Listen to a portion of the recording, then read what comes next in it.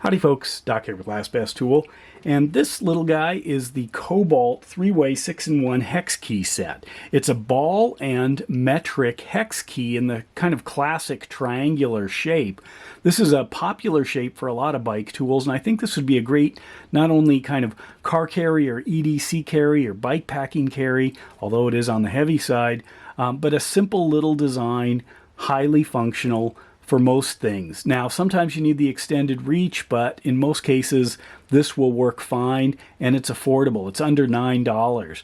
Now, the triangular side of bike tools is pretty common. Here is a Park Tool spoke wrench.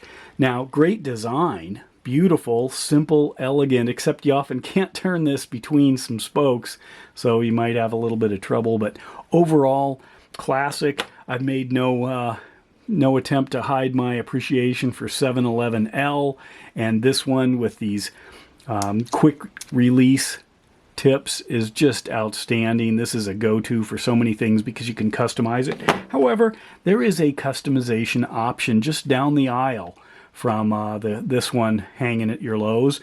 And first of all, this is the 6525011 is the part number on this thing, and it is a full size, no skips, from 2 to 2.5, 3, 4, 5, and 6. So you've got a full complement of metric sizes here of standard bike ones. You can go, I mean, in metric, sometimes we use 8s and even 10s, but in general, this is plenty for almost anything you're going to get into.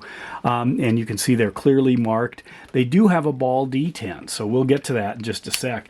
Anyway, the classic fit, I mean, the human hand just seems to be great at grabbing these kinds of triangular tools, so I appreciate that.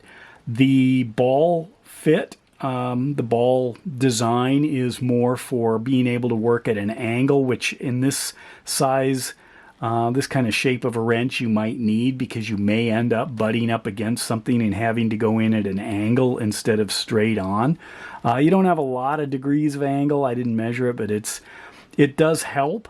And sometimes even just getting something started at an angle and then you can straighten it out when there's enough room. But in general, a lot of the bike stuff now, you can fit these in. Maybe a bottle cage might be a little bit of a struggle, but so let's talk about this design. Yeah, it looks kind of proprietary, but it's actually not. It's a standard way of doing this. So I've got a 3-4 here. You're going to definitely want that one, but the 2.5 to 2, you might not. This does have some home in certain kinds of bike parts, brake adjustments, etc.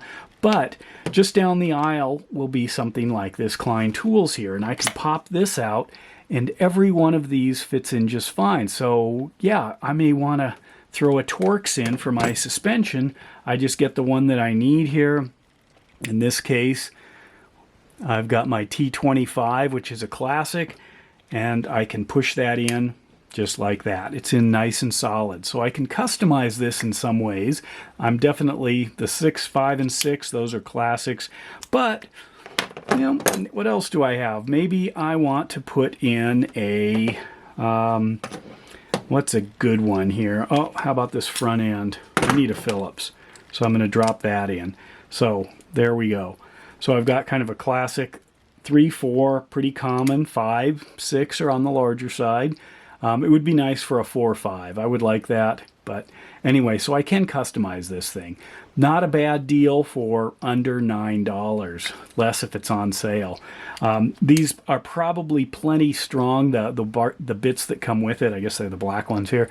There is another version that does seem to have a different set of bits. But anyway, this thing here is probably not going to tax the bits simply because, you know, even though it's a good strong grip, you might have a little trouble, you know, breaking them or snapping them, especially, you know, the ball heads. They're probably going to slip before they do a lot of damage, but they can strip. Just be aware of that. But overall, I have paid much more for much less in older school no-name designs for bike tools. But a simple one like this, honestly, And you can carry it like this, making it smaller if you put it in a little bike pack if you wanted to have a handful of different bits. I should point out, if you put a regular bit in, the standard 1/4 inch, no matter what, it just falls out. And if you decide to try a simple, 1 inch long one, here's a nice Chinese made bit, what happens? Drops in, you can easily pull it out.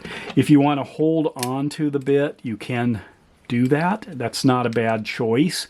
If you want to have, not have your Phillips number 2, but just carry a spare bit or even a smaller one and then just hold it, that's fine too. But anything shorter just disappears. So there you go. You can pick one of these up at Lowe's if you want. You can drop it in your EDC kit, and then you can customize it if you go and pick up the bit set. I don't know if Klein sells their bits on their own, but a lot of companies use this sort of standard double end with the ball detent. So you might be able to find some other stuff that fits in these.